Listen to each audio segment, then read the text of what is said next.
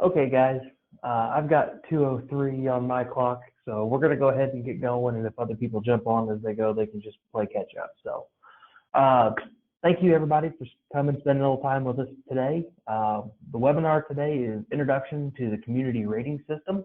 For those of you who don't know, the CRS program is basically a program that works hand in hand with the NFIP that rewards you guys, it rewards community for going above and beyond the NFIP minimums.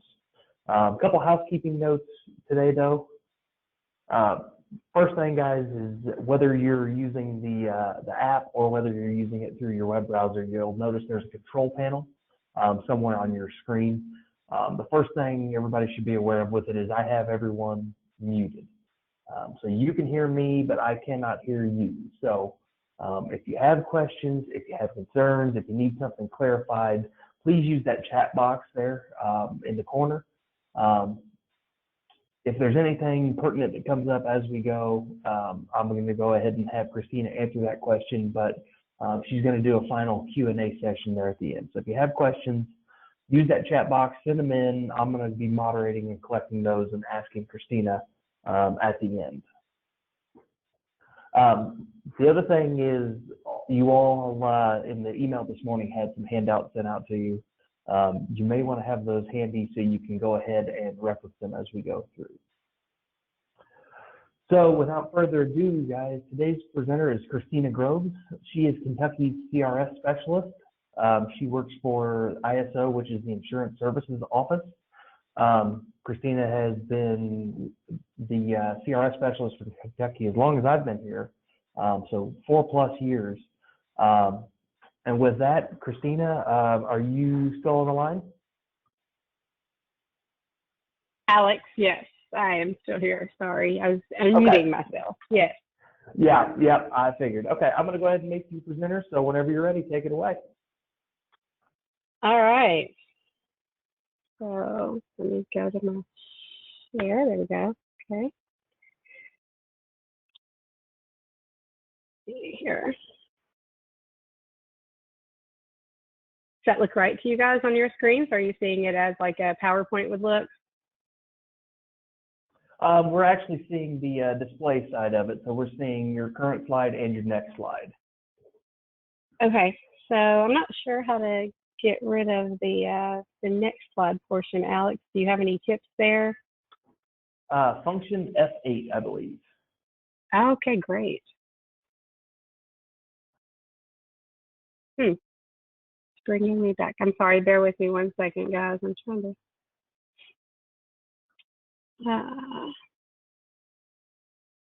display.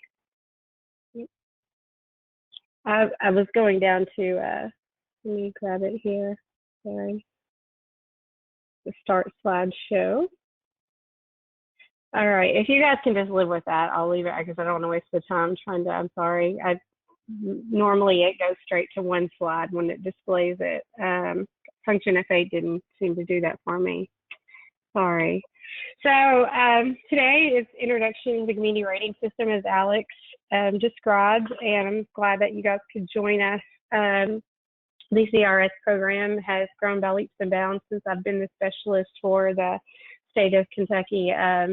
That's, my gosh, it's been 10 years now, and before that I served 10 years in local government as a planning director and a floodplain coordinator for Madisonville, Hopkins County, and all the small communities within, so I can relate to a lot of you guys do on a daily basis. So what you're seeing now on the front is our CRS manual that's currently out there that's been extended to 2020. We were looking at having a new manual in 2020, but we are fishing it out again. So you look for the CRS Coordinator's Manual, and when you download it, that's what the cover looks like. And I'll show you the place in today's presentation to download it.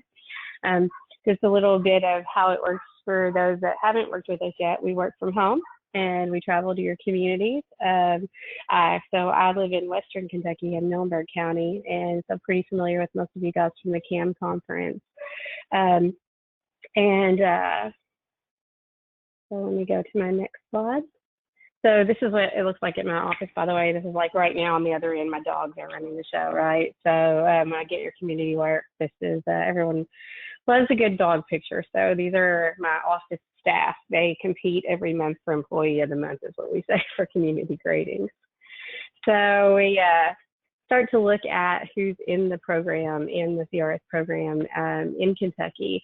10 years ago, when I first started as specialist, before we started to see all the overhaulings and rate increases that we are seeing today in the NFIP, we only had just a handful of communities, literally like 10, 11, and now we're at 37, I believe is our magic number right now. And I'm super proud of the staff at the state and all the efforts on, a lot of those 37 have come in the last 4 years since Alex has been with us, but previous to that, Carrie and the efforts that, you know, he continuously made to encourage the program.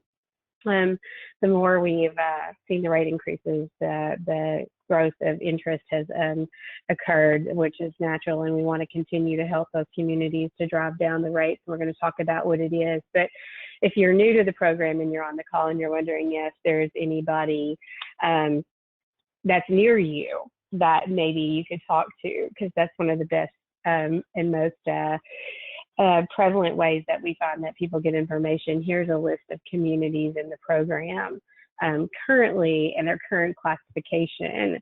And you can see the asterisk by Paris. I don't want anybody to ask, but it's because Paris is going to be moving up a class on October 1st, which we're super excited about. We've seen a trend of a couple class increases in Kentucky the last couple of years. So we're seeing people want to see lower rates by taking the next step in improving their class. So take a look at the list and see if you can find a neighbor to talk to. I know that all of our coordinators have been incredibly gracious to say, please tell people to call me. I'm glad to talk to them about it. So always visit that. The basics of CRS are that we are a FEMA program and we are under the umbrella of the NFIP. The CRS program is a voluntary program, so mandatory for no one. And by volunteering and participating in the program, you're going to realize reduced premiums on your flood insurance policies through your efforts of higher standards and better floodplain management in your local jurisdiction. Basically, you're being rewarded for the above and beyond, going above and beyond the minimum of the NFIP. So think of that as the minimum NFIP would be to build to the base flood elevation, but when you adopt freeboard, you're practicing a higher standard, and we're rewarding you for that by recognizing that you're adding that extra element of safety and public protection, and then also minimizing risk at the same time. So the CRS program is administered by the Insurance Services Office, ISO. Most people are familiar with ISO via the fire department ratings, and that's something that's one of the oldest rating programs in the country. And the federal government modeled the rating system and the administration of the CRS rating after the fire program and its effectiveness. The field specialists, such as myself, are known as ISO CRS specialists that we visit the communities, work with you, help you administer your program, and realize the discounts in your community. Those are just those basic points for CRS. And we go on to how is CRS monitored, where do these rules come from. So we look at the CRS program has oversight by a task force. The task force is made up of the group that you see listed on your screen. That group, very diverse, but also very much speaks to the heart of all these entities that are impacted and have feedback and also have benefits, like the U.S. Army Corps of Engineers.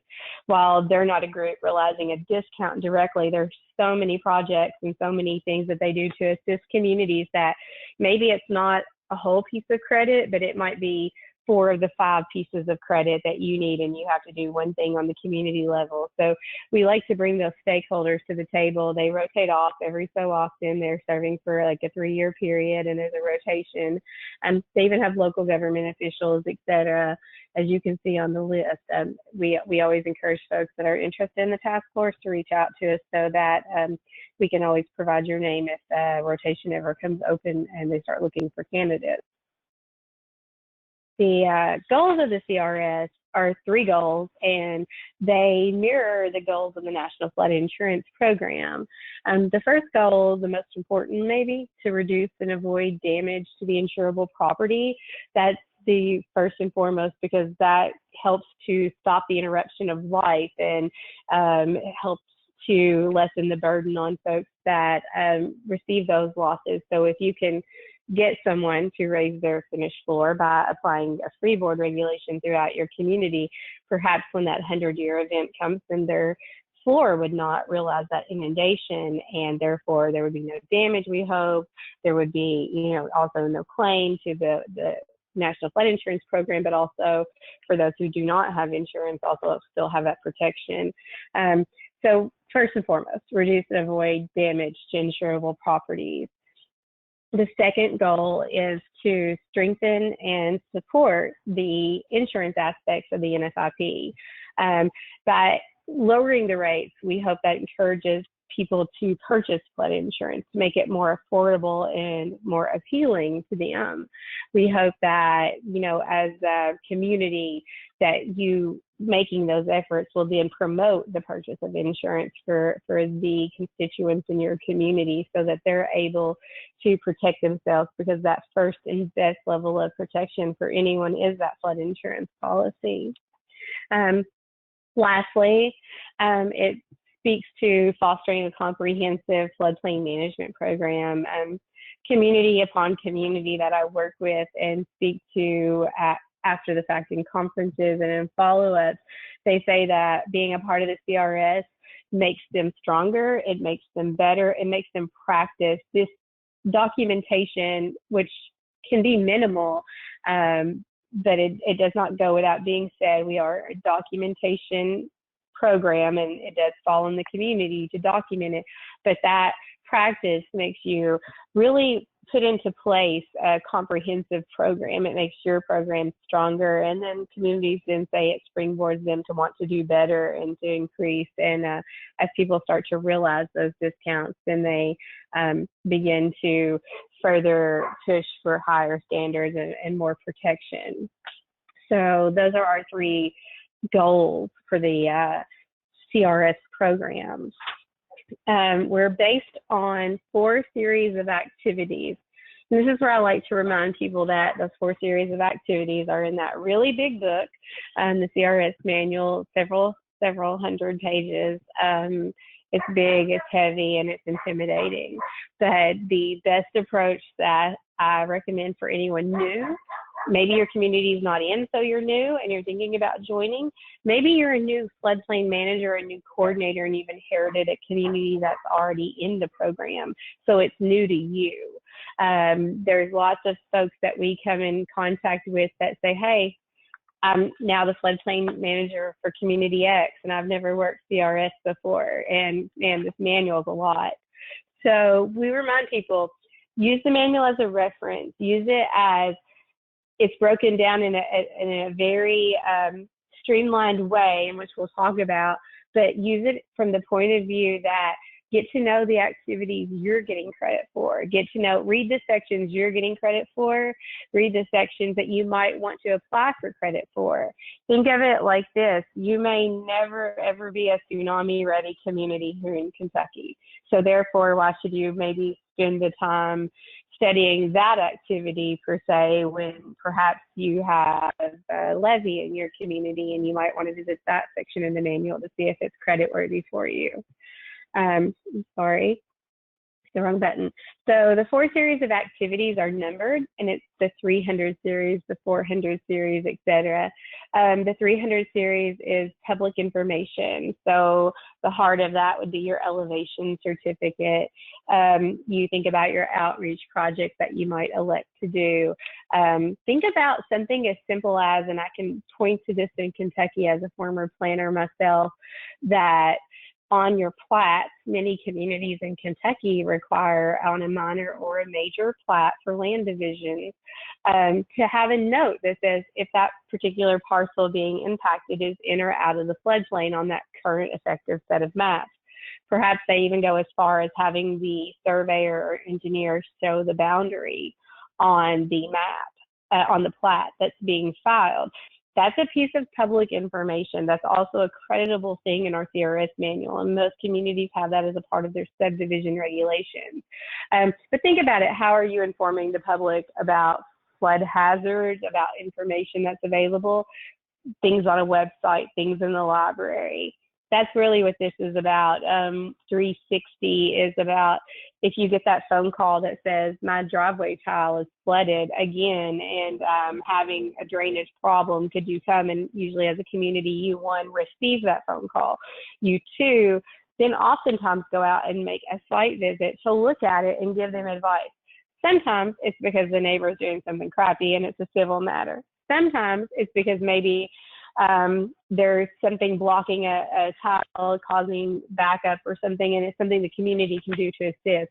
Either way, you've offered assistance to the public about a flooding issue, public information. So those are all things that with proper documentation and meeting the criteria in the manual could receive credit, and are all things that I feel most every Kentucky community probably does some version of, and oftentimes it's some version that they can just tweak and document properly to receive those credits to lower or work on lowering the flood insurance rate. The 400 series is mapping and regulations. When I say that, I want you to think about 2 big things. It's your maps that you get from FEMA and the state, and perhaps what information you've put into them. It is also your flood ordinance. Those are the 2 big pieces of the pie, but it's not all of it. This also in the 400 series would include your GIS credits for having a working GIS system. And it doesn't have to be one you own. I know in Kentucky, many cities and counties are partners, and sometimes it's a regional partner. The state of Kentucky has the flood portal, the map portal, and it's wonderful. It's a tool that some of my communities that don't have GIS in-house or a partner in GIS, some of my smaller communities actually take credit for the state's flood risk map portal. There are many avenues. You can use up to 3 GIS systems to obtain these 140-ish points. So they're out there. So stormwater is also under mapping and regulations in the 400 series. Open space is also under mapping and regulations. A lot of things under that broad title of the 400 series. 500 is flood damage reduction. That's where we would think about addressing our repetitive loss. And there's always that misnomer out there that we want you to mitigate all your repetitive loss, or that we require you to mitigate all your repetitive loss to be in a program participant, but that's not true. We do have requirements that you have to provide information to them. You have to take a look at some general areas around them, that we do not say you have to remove them or elevate them to participate. Certainly if you remove or elevate, there may be ways that you could even realize credit for that. Under this same 500 series, everybody in the state would be participating in a floodplain management plan of some sort. Usually it's known as the hazard mitigation plan. They're generally regional, conducted through the area development district in most cases. Those, if meeting the requirements and a well-done plan, could realize anything from 100 to 200 points on average. And it could be upwards of 300, but those are really highly invested, almost individualized to the jurisdictional plans, but still it is credit worthy and something you're participating in. And if you participate to the criteria, it could be then transferred over on working towards reducing those flood insurance rates in your jurisdiction. I will say the 500 series also includes your buyouts. If you've been part of a buyout program, especially on the eastern part of the state where the Corps did some work, you also for like elevation programs, so not just buyouts, but anytime we've elevated or protected a structure, you may be eligible for credit there. Includes drainage maintenance as well. The 600 series, we're looking at warning and response. So we think about our emergency management. That oftentimes we go to a community and we don't get a lot of people to buy into the emergency management credit that's related to that in this manual, because emergency managers think, well, this is flood insurance. It's not for me. It's not what we do.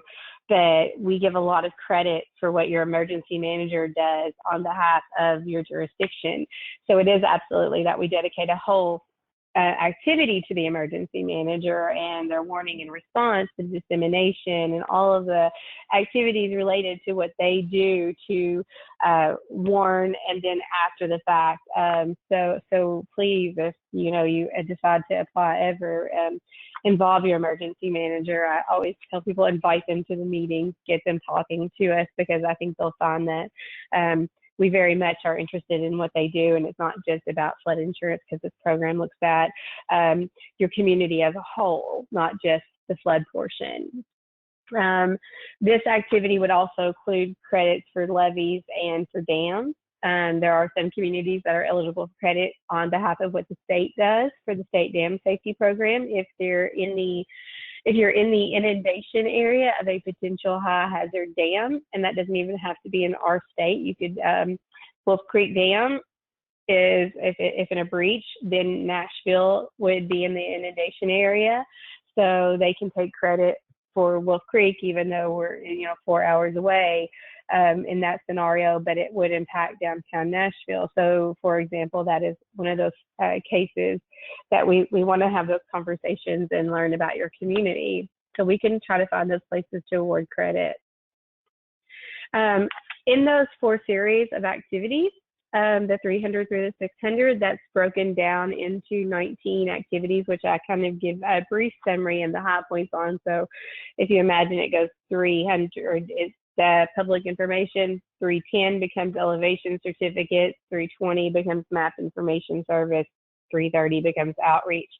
Each one of those series has that following layout, breaking them down by tens and by activity. Then there are 94 elements that go under those 19 activities and many, many sub-elements that go under those. What I really want you to hear when I say all that, though, is the important message is my job is to know the manual. My job is to help you guys get through this. My job is to be a guide, and Alex is as well. Alex is really well versed in the manual also. So you have a lot of resources that you don't have to take that 600, 700 page manual and commit it to memory, that you can begin to, like I said, familiarize yourself with it and then follow that manual as a guide and say, Christina, I'm thinking we might be eligible for credit, and let me talk to you about the nuances in the manual, so that way you can still try to maintain the other 28 jobs that you have in your local government, because that's often you'll wear many, many hats, and we realize that. In deciding today that we were going to talk about an introduction, I wanted to talk about, if you're in Kentucky, could you get that first 500 points? And I'm going to show you in the next slide that there's a scale to this, but we're aiming for 500 points. So actually, I'll flip over and show you, and I'll come back. So this is this scale of classes. It starts at a class 10. Everyone's a class 10 until you get into the program, and class 10 is no discount. Going to a class 1 being the 45% discount on a floodplain policy. You can see all the classes in between. It's a 500 point increment for a 5% discount. You can see that the SFHA would be for your policies for those in the actual 100 year. The non-SFHA would be those perhaps a 500 year or not mapped in the floodplain, they're in the Zone X. The PRP is the preferred risk policy. Right now, they're getting the best rate there is. There's currently not a discount on those policies, though that is being discussed at various levels. They're looking at putting a discount on the PRP or on content or something more to encourage those outside the SFHA to go ahead and purchase policies as well. So that could be something we see the needle move on in the next few years, possibly.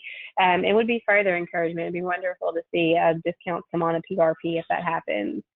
The PRPs are the ones that you're going to really see in that commercial, when you see a commercial on TV that says, you can get flood insurance for as little as maybe, they might say $350 a year, that they're referring to a PRP policy in most cases. So we're trying to achieve 500 points, and we want to work our way up in 500-point increments to get to different classes. So if you remember, our slide is a list of Kentucky communities. We were able to see like Louisville as a class 3, who's, taken 20 years to work there and diligent and great work. And we see like Bath County and Salt Lick, who started as a 9 and in 1 year went to an 8. So went from like 5% to 10%. Richmond was one that recently went up in classification and increased their discount. They got their foot in the door, joined the program, got their basic credits, and then they have increased their higher standards. They increased their freeboard, I believe, is what memory tells me, and were able to realize a percentage discount increase for their policyholders. So there have been others. Paris, like that's where they're moving to that 8 on October 1st. So 500 points in Kentucky to me, I'm sorry, I went the wrong direction. 500 points in Kentucky to me can look like this. I should have put activity numbers out beside those, but 310 is elevation certificates. By joining, you're going to get that 38 points the first time by agreeing to collect finished construction elevation certificates on new construction and substantial improvement in the 100-year floodplain, the 100-year SFHA. So you're going to be verifying it anyway. You need to verify where your finished floor is on new construction, substantial improvement, really more and less any construction, but we're looking in this program at the new and substantial. You're going to collect that verification. So we want you to collect it in the form of the current FEMA elevation certificate or flood-proofing certificate, if that is the applicable type of structure and activity that's happening. Map information service is 320, worth 90 points. That's for when people call you, contact you, am I in or out of the floodplain? Can you tell me a BFE if it's available? Can you tell me if there are any wetlands on that site? Can you tell me if it gets to the 100-year flood, about how deep is that going to be at my house?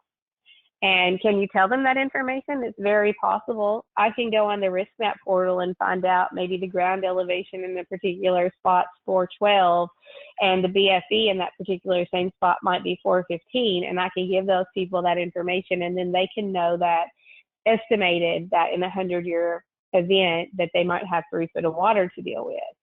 Now, again, estimates, and this is loose information, but it's better than knowing nothing at all, in our opinion. So we want to reward you for providing that kind of information and documenting with a log that you keep that information, et cetera, and give 90 points there.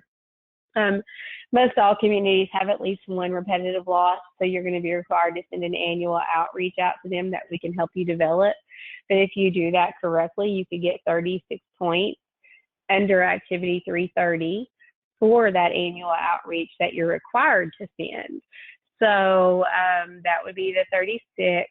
The other disclosure requirements are for real estate disclosures that are required by the state, and also for the description of the floodplain hazard area being on the plat, as I was describing at the beginning of the session. That could get 10 points. If I had 1 foot of freeboard, I could get 100 points. If I searched my GIS data using the state or my local tool, or even the one my assessor's office has, and this doesn't have to be on GIS, it's worth noting, it does not have to be available to the public. It has to be available for in-office use. So it doesn't have to be on a portal that I would log on to or a website, but as long as you're using it and helping make decisions and also give out information so it would be the best available data to you, we would reward that credit. It's about 140 points. There are additional points in that category, but I'm trying to kind of keep with the low-hanging fruit to show you guys there are 500 points sitting out there. The floodplain management plan, which like I talked about, your multi-hazard mitigation plan. If that's been something that you participated in, you could probably very easily realize 100 points for that. And we would be able to then, in this scenario, have 514 points. Now, there are a couple of forms that require signatures. We got to have some conversations. There'll be like a little interview. It doesn't go without any work at all. But I think what I'm trying to say for you guys is the 500 points is out there without probably your community spending any additional monies, probably your community making you dedicate time to create new things or new activities. There's low-hanging fruit out there by the resources put out by the state and by your communities that you could take credit for and probably realize a 5% discount on your flood insurance in those communities. So we want to see communities take advantage of those things because they are there, and we hope that with those lower rates that more people would take the policy out to protect themselves, which only makes your community stronger. So, hey, Christina, before you move on, yes. I just want to remind everybody, guys, if you have questions as we're going through, please send them to me in that chat so I can collect them and have Christina answer them for you guys at the end. Yes, and that's actually, and I want to point out, I'm so sorry, guys. I gave a similar presentation. If you see where my mouse is, that says WV. It should be the KY flood tool. West Virginia has a flood tool as well, and I just did something similar from them a couple months ago. So overlooked that. I will update that, Alex, before I give you the presentation. But it should be the Kentucky. It's the risk map portal tool is what I was referring to, with all the layers for the communities that are creditworthy. So we looked at the point scale, and so I went through and looked at the top 25 communities by policy count. And if you're circled in green, that means you're in the top 25 by policy in the state of Kentucky, and you're not in the CRS program. Perhaps I should have circled you in red instead, but we did green. So green meaning go, like you should be trying to talk to Alex to find out if you could get a CAV, to find out if we could get you into CRS. That you can see that there are, you know, a couple thousand policies in the top 25 sitting there getting no discount when you look at those top 25 cumulatively. So the ones not circled are already in. And then that brought the question to mind for me is how much of Kentucky policy-wise is getting a discount. So I was curious. Alex, have you ever looked at that number? Do you know what Kentucky's is? I've got it on the next slide, but it really made me wonder. I had to pull that information up today. Say that again, Christina. I'm sorry. I was asking if you had looked at Kentucky's policy count to ever to see if you knew how many were not getting a discount versus getting a discount in the state. I went and pulled that data this morning, and I was kind of shocked by how many we're letting get by with our opportunity. I'm gonna have to harass a few more people to get discounts, Alex. Yeah, I'm not sure what the breakdown is between those. I know CRS communities, the average savings is $88 per policy, but as far as how many are getting it, I don't know. Yeah, so I went through and did the math this morning because I really thought that was a good question to talk about today. And we're looking at cumulatively, we've got about 19,758 policies per CIS, which, so for all of you guys listening, that means that, you know, that's the database for FEMA with that, you know, kind of gives us our stats on flood insurance. So it may be a month or two behind, and that policy count total may fluctuate a little bit, but let's say roughly we're just shy of 20,000 policies in the state. And you can see in the dark blue are the policies with the discount, and in the light is the policies without. So we're looking at like right at half little less than half of our policies are not getting a discount in the state of Kentucky. So I think we need to get some more communities in, because those folks need to get discounts so we can encourage other people to continue to take flood insurance out. So 10,000 policies are getting a discount, but we're still left with 9,000 not. And then I'll revisit this list if you're, and I'll say that, you know, Floyd County, Shepherdsville, Harlan, Bullitt, you know, Middlesboro, Odom, those communities, Johnson County, which actually I'll plug Johnson County to say I just heard from some folks from Johnson County like yesterday. So those are folks that we would love to talk to, obviously on the CRS side, because you're the higher policy counts in the state. But with that said, we have some communities, especially when they're like the county and multiple cities that go through one agency, maybe the Planning Commission, such as Pendleton County. Brian Thompson is the planning person in Pendleton County, and when he did the application for a couple of communities that had higher policy counts, we went ahead and did it for all of them because he was going to manage all of their applications. And even though they were maybe lower policy counts, they were able to get the benefit, and it really created almost no more work for Brian because he's doing it all as a package deal. So certainly always keep in mind we can work with those things as well. But I like that list of who is in that top 25 that we really hope that they want to reach out and look for additional discounts to come. So how do you get in? We need a letter of interest from your CEO, your judge executive, your mayor. If it's a city manager authority situation, the city manager can sign, but we need that letter of interest saying it, and it says, I want to join the CRS program, so therefore come and complete a CAV for me, a community assistance visit. You're asking Alex and the FEMA region folks to come and do a CAV, look at your floodplains, check about, you know, your permits that have been issued, what's been built, and maybe Alex can, do you have a 1 or 2 sentence go-to, Alex, for what a CAV is for them? Yeah, so essentially, guys, the easiest way to think about it is it's an assessment of your floodplain permitting program. So are you issuing permits the way you're supposed to? Are you regulating development the way you're supposed to? Basically, I'm going to compare your program to what we do at the state to make sure they match.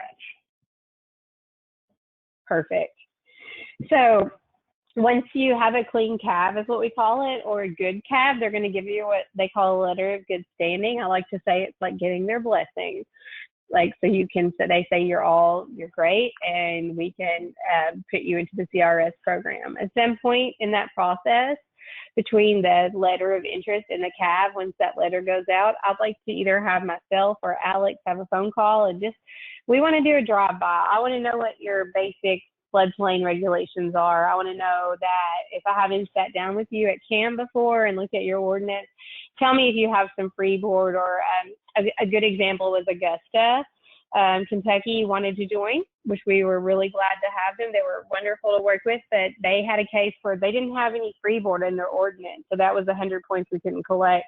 So we wanted to have a phone conversation to see what else they were doing so we could make sure we could get to that 500 point mark, because there's no like 4% discount. You got to get to 500, and you know, it's not prorated at all. And that call enabled us to see that they had really great staff there to work with, and that we knew that they would document and that we could get them into the program even without those higher standards that some of our other communities have that makes that chunk of points come into play.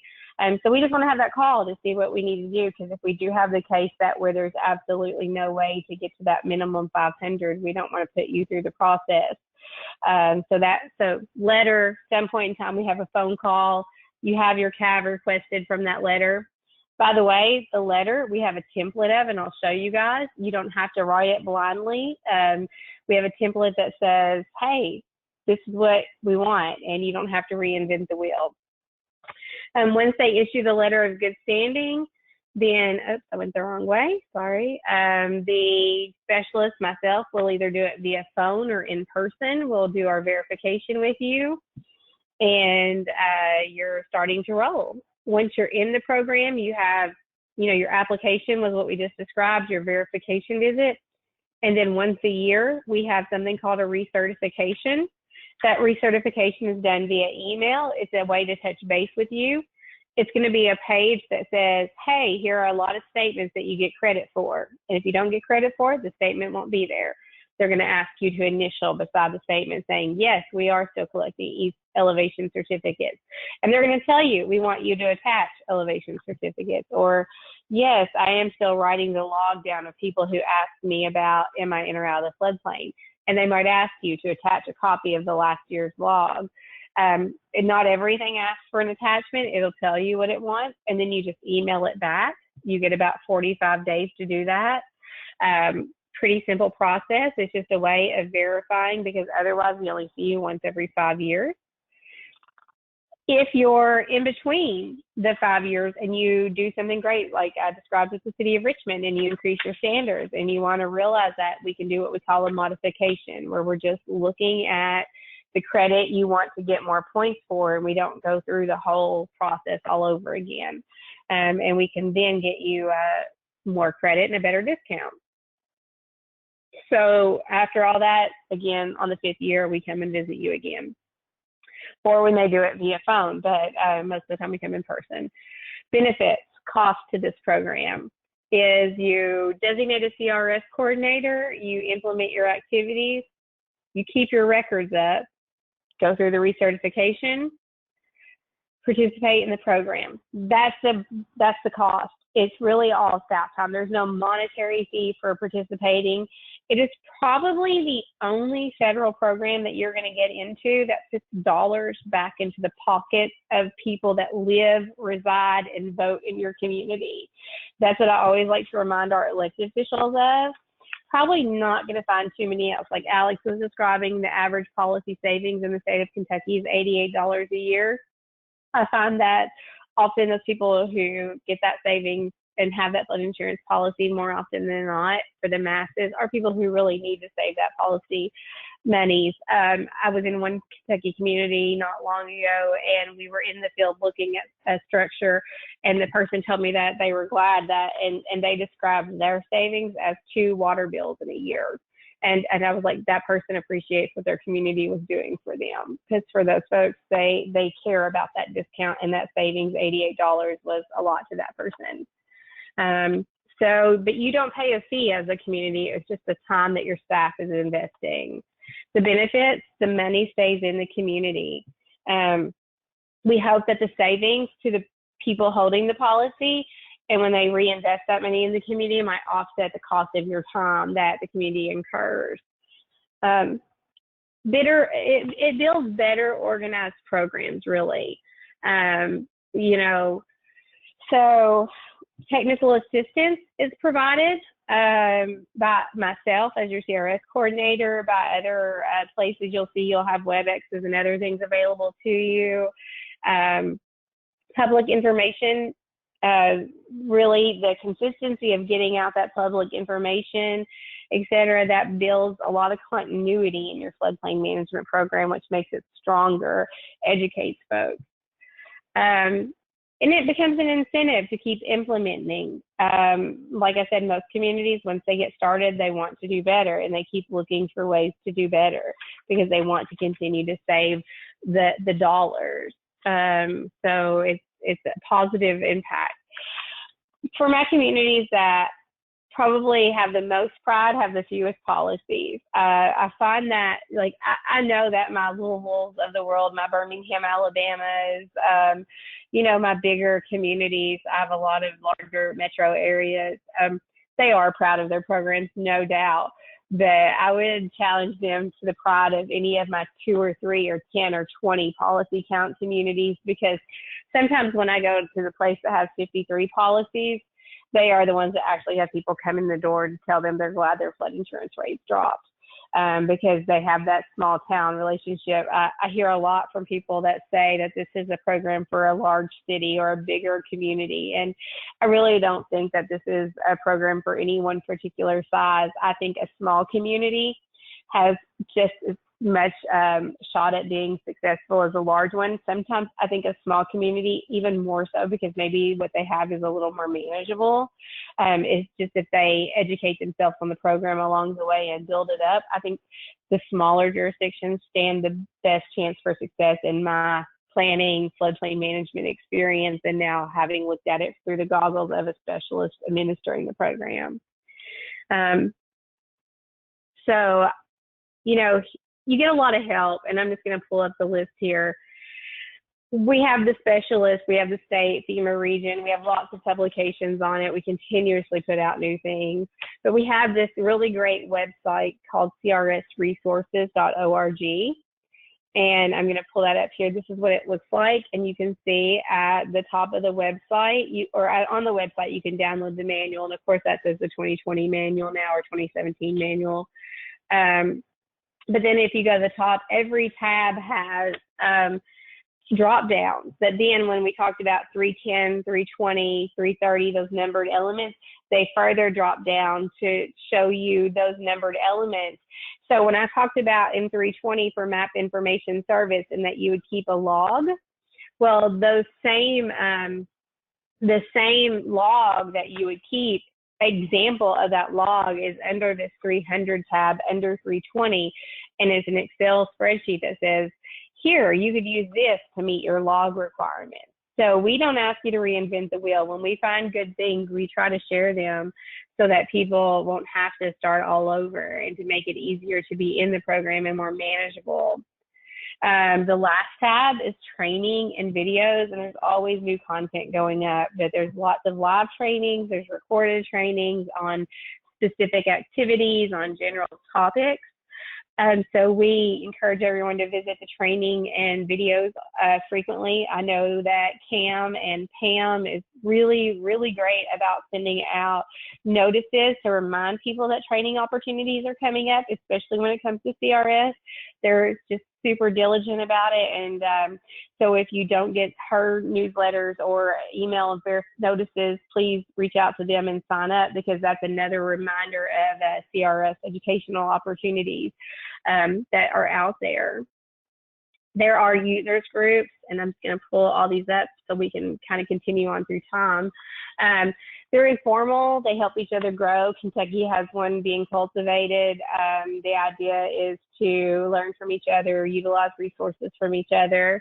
You can see they're kind of popping up all over the country.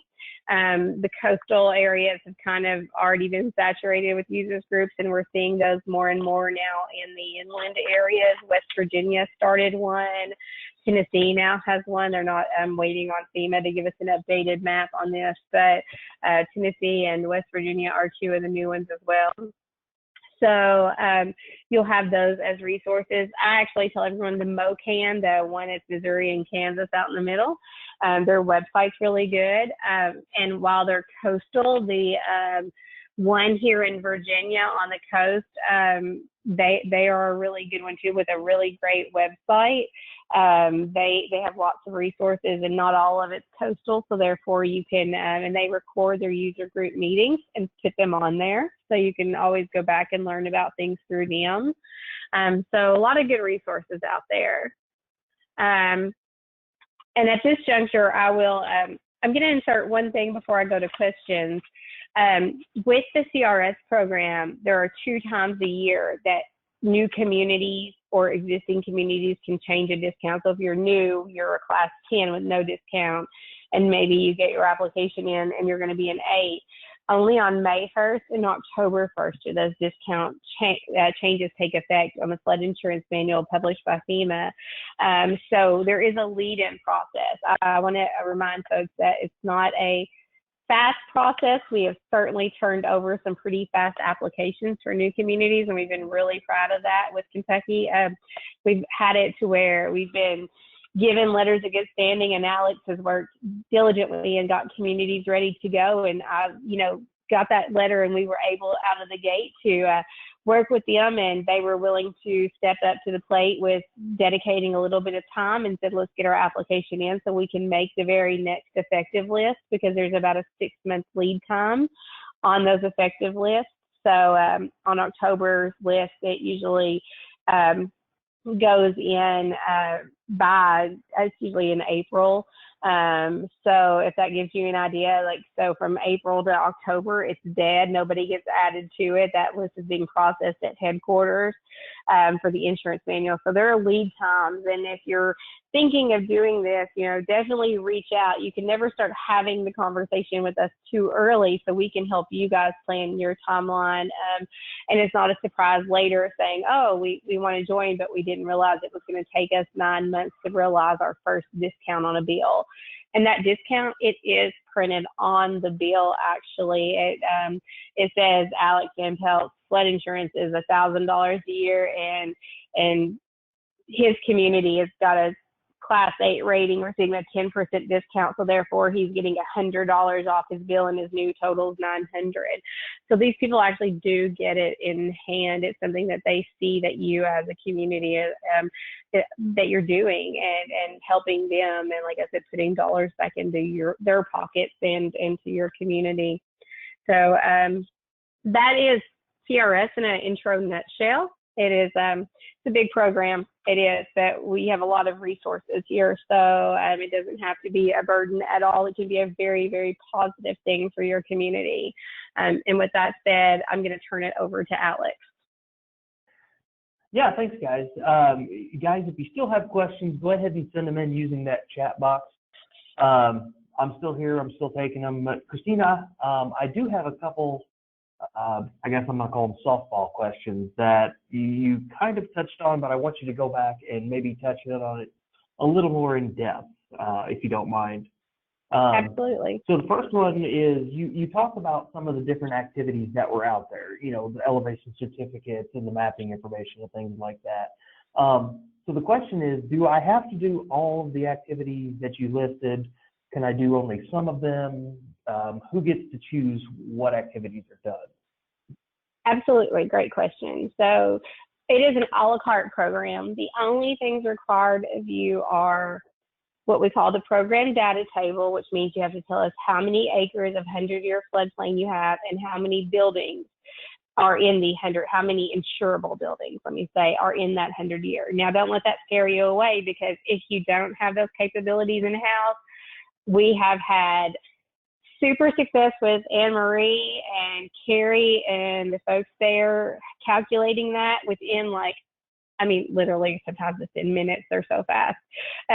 If you don't have GIS in-house and those capabilities, we can get that for you. Second, you're required to do elevation certificates. That is a requirement.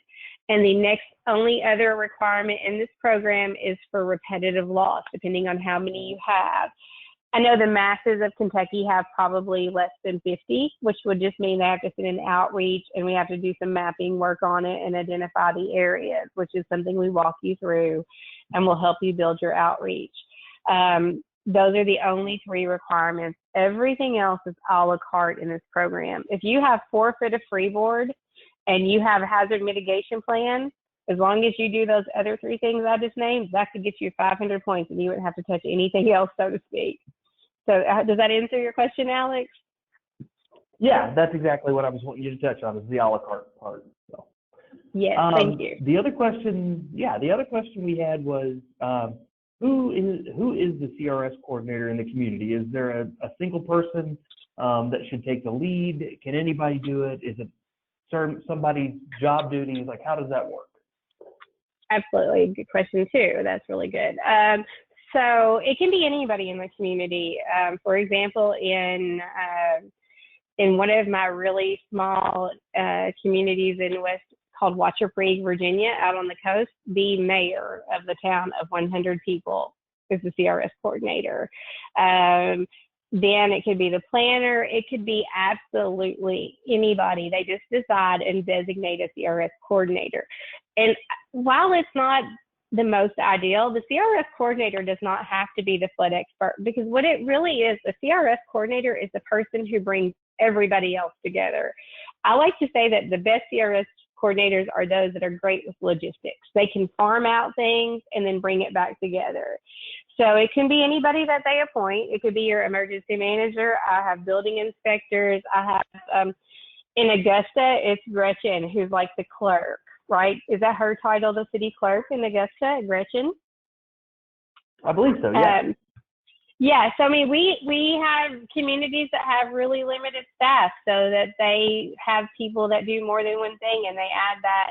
And obviously, those folks that maybe they're not the floodplain manager, we will do everything we can to help them be effective and successful as a CRS coordinator. But it can be anybody that the community deems. We just ask them to name one person, because I don't, it's not as effective if I have to contact 5 to 7 people in the community to get documentation as if the community has one person for all the documentation to come to, and then they communicate with me. Perfect. Thanks, Christina. It doesn't look like we had any other questions come in, so I'm going to switch back over and start showing my screen again. Great. So Christina, thank you so much. You can just sit back and relax for a minute. So. All right. Thanks, Alex.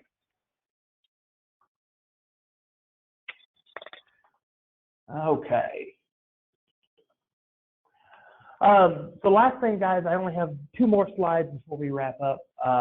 So I wanted to share my contact info with everybody again. If you have problems, if you have questions with anything that was shared today, so if you want to reach out to Dr. Christina again, if you want to talk to me about scheduling a CAV to start, the entry process into joining or participating into CRS, if you just want to talk more about what activities are credible or things like that, you can reach me. Best way to do it is email. I'm in the field quite often, so emailing me at that ky.gov is the best way to get me. I've also listed my direct line. If you leave me a message, I will call you back at some point, but I can't guarantee when that's going to be. The other way to get a hold of me, though, is to also you can reach out to just the general contact line at Division Water. So water@ky.gov, or the general phone number. If you call that and ask for me or ask for the floodplain coordinator, they're going to put you in touch with me.